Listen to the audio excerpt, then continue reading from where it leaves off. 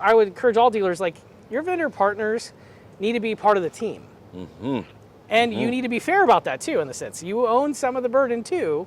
So you have to work with your partners, give clarity and make sure they understand what you're trying to solve for. At the same point in time, understand that it's going to take a minute, so it's not perfect.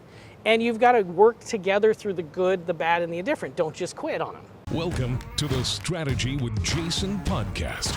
Tune in for everything you need to know to stay in the know regarding the automotive industry.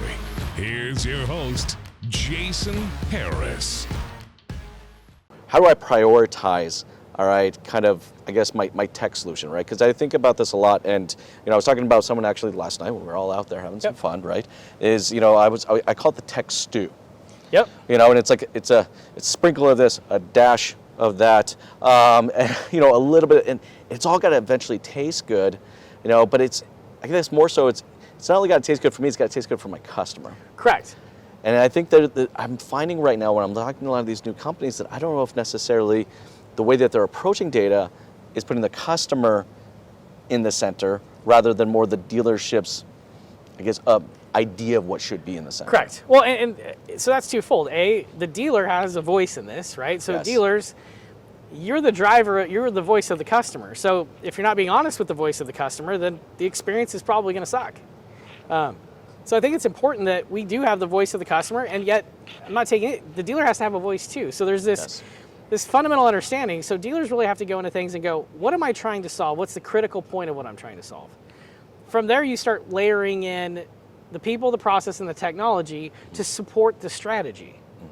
That's what you go after. And then you gotta, again, you gotta put the facts behind it. And so you start measuring it, understanding it, look at your perspective of how the team's engaging with whatever the solution is, how your consumer's engaging with the solution. Thing. I love that you brought that up. It's such a team thing. We play a team sport. Yes. So I would encourage all dealers, like, your vendor partners need to be part of the team. And you need to be fair about that too, in the sense you own some of the burden too. So you have to work with your partners, give clarity and make sure they understand what you're trying to solve for. At the same point in time, understand that it's going to take a minute, so it's not perfect. And you've got to work together through the good, the bad, and the indifferent. Don't just quit on them. Exactly. Because the vendor's not going to quit on you. So it's a partnership.